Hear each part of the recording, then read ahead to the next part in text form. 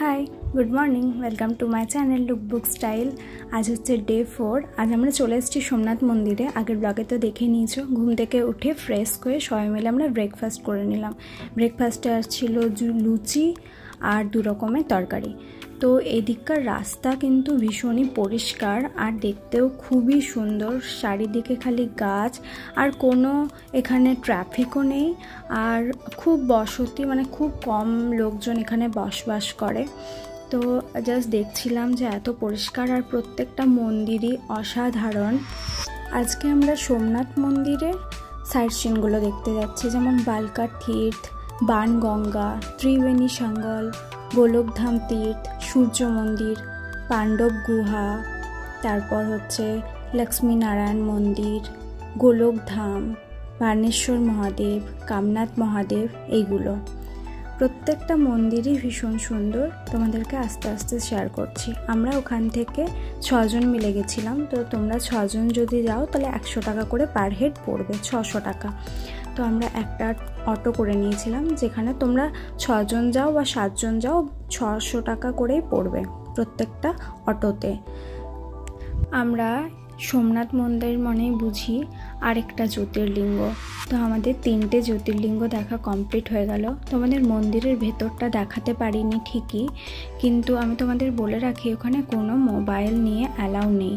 তোমরা বাইরের থেকে ফটো তুলতে পারো, বা আমি যে ইনস্টাগ্রামে ফটোগুলো দিয়েছি ওনাদেরই ক্যামেরায় তোলা আমাদেরকে দিয়ে দিয়েছিল, বা তোমরা বাঁধাতে পারো, সেটা 100 টাকা করে লাগবে।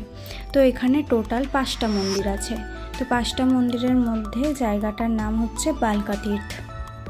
আমি এখানে পা কাটিয়ে ফেলেছি আর প্রচণ্ড রক্ত বেরোচ্ছিল। তারপর আমি সমুদ্রে গেছিলাম, বালি ইনফেকশন হয়ে গেছিলো, একটু তো ভুগেছি।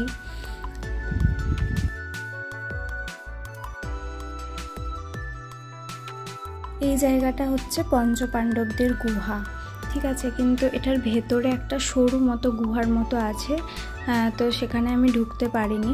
বা সত্যি জায়গাটা সুন্দর। এখানে ভেবেছিলাম এইরকম টাইপের কতগুলো ব্যাগ নেব, কিন্তু ব্যাগগুলো হয়তো বাইরের থেকে যতটা সুন্দর লাগছে আমার সামনে থেকে অতটা ভালো লাগেনি। তো ভেবেছিলাম গুজরাটি স্টাইলের কটা ব্যাগ কিনবো, বাট কেনা হয়নি। আর দামটাও এদিকে অনেকটাই বেশি বলছিল, তাই ভেবেছিলাম অন্য জায়গাতে কিনবো। তারপর আমার একটা গোপী ড্রেস কেনার ছিল, কিন্তু গোপী ড্রেসগুলো অনেকটাই দাম বলছিল, 1500, 2000, 1200 এরকম। তো তোমাদেরকে একবার ক্লিপ নিয়েছি, সেগুলো তোমাদের সাথে আমি শেয়ার করে দিচ্ছি।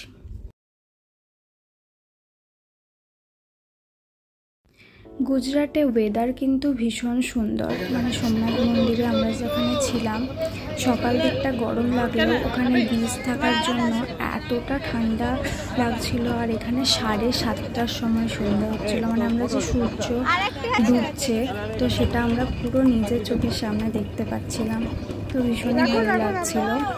এবার তোমাদের গোপী ড্রেসগুলো একবার শেয়ার করে দিই। এগুলো হচ্ছে বাচ্চাদের ড্রেস। আমরা ছোট বাচ্চাদের ড্রেস এনেছি, সেগুলো একটু কস্টলি পড়েছে, মোটামুটি 800 থেকে 900 এরকম।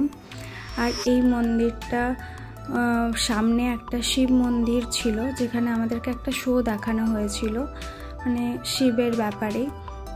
তো মন্দিরগুলো তো ভীষণই দেখতে সুন্দর, তোমরা দেখতেই পাচ্ছ। আমি ভেবেছি শর্টসের সাহায্যে সোমনাথ মন্দিরের যে সাইট সিনগুলো দেখেছি সেগুলো তোমাদের সাথে শেয়ার করব। বিকেল দিকে একটু রেস্ট নিয়ে বেরিয়ে গেছিলাম সোমনাথ বিচ, মানে সোমনাথ মন্দিরের সামনে যে বিচটা আছে সেটাকে সোমনাথ বিচ বলে। এখানে ভুট্টা ছিল, আমি সেটা খাচ্ছিলাম। আর এখানকার দামটা একটু কম ছিল, মানে ভুট্টার দাম ওই 30 টাকার মতো নিয়েছিল। আর জাস্ট ওয়েদারটা দেখো আর বিচটা দেখো। আমাদের পৌঁছাতে অনেকটাই দেরি হয়ে গেছিলো, কিন্তু সোমনাথ বিচে যেতে গেলে তোমাদেরকে 5 টাকা করে টিকিট লাগবে, তারপরেই তোমরা সোমনাথ বিচ পৌঁছাতে পারবে।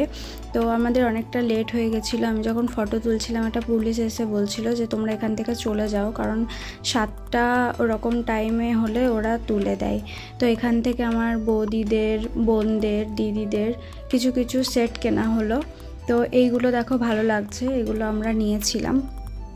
এই দোকানটাতে আমরা প্রচুর জিনিস কিনেছি, অনেক টাকার জিনিস কিনেছি এখান থেকে। এই দোকানটাতে একটু ভালোও ছিল কাকুটা, আর আমাদের সাথে কোঅপারেটও করছিল। ব্যাগও নিয়েছি অনেকগুলো।